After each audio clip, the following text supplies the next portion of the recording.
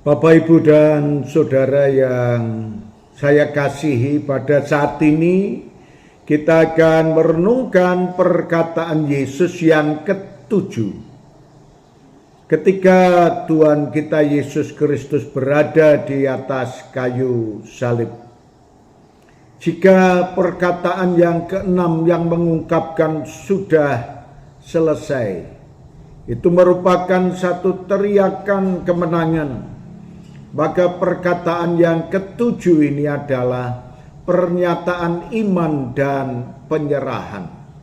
Apa yang dikatakan dalam kebenaran firman Tuhan yang akan kita pelajari mengenai penyerahan yang sempurna. Dan dalam kitab Lukas pasal yang ke-23 ayat 46, firman-Nya berkata kepada kita, lalu Yesus berseru dengan suara nyaring, "Ya Bapa, ke dalam tangan-Mu kuserahkan nyawaku." Dan sesudah berkata demikian, Ia menyerahkan nyawanya. Saudara sekalian yang dikasihi oleh Tuhan, apa yang Tuhan ajarkan kepada kita, yaitu mengenai kebenaran firman Tuhan yang mengajarkan pada saudara dan saya, masa kegelapan telah berlalu dan tugas yang sangat luar biasa, yaitu tugas penebusan akan dosa dan kesalahan setiap umat manusia yang percaya kepadanya telah selesai, hingga umat manusia dipulihkan kembali jika mereka bertobat dan menyerahkan hidupnya kepada Kristus. Kemudian kita juga tahu sebelumnya bahwa penderitaan memikul salib itu adalah memikul dosa-dosa yang saudara dan saya miliki.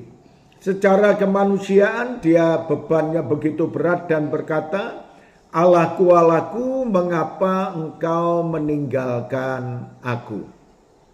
Nah, dari semuanya itu kita tahu bahwa kematian Kristus di atas kayu salib bukan karena paksaan, karena dia melakukan yang terbaik untuk setiap umat manusia yang berdosa dan yang percaya kepadanya. Dan dia juga melakukan kehendak Bapanya yang di surga. Dia tidak seorang diri untuk melakukan itu, tapi Bapa yang telah mempercayakan, dan Bapa juga senantiasa peduli kepada seluruh umatnya.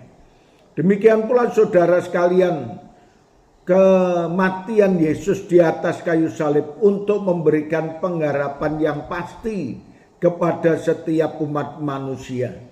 Penyerahan total dalam pengabdiannya hanya untuk kebaikan kita semuanya. Dan Tuhan juga berkata kepada saudara dan saya bahwa penyerahan yang dilakukan oleh Kristus di atas kayu salib itu tanpa syarat, oleh karena dia tahu bahwa dia hadir dalam dunia untuk menyelamatkan umat manusia dan memberikan pengharapan kepada seluruh umat manusia. Nah, saudaraku yang dikasihi oleh Tuhan, perkataan itu menjadi hal yang sangat baik, memotivasi dalam kehidupan setiap umat manusia. Stefanus sampai dia juga rela berkorban oleh karena dia mengetahui Kristus telah berkorban untuknya dan dia mati untuk semua umat manusia dan termasuk Stefanus, sehingga dia juga rela mengabdi sampai mati. Nah, saudara sekalian, marilah kita nikmati apa yang Tuhan ajarkan kepada kita, bahwa Tuhan yang mati untuk kita dan memberikan pengharapan kehidupan yang kekal dan penyelamatan bagi kita. Kita lebih setia kepada Allah dan bersandar kepada Tuhan. Terima kasih Tuhan Yesus. Kami mengucap syukur atas kebenaran firman-Mu.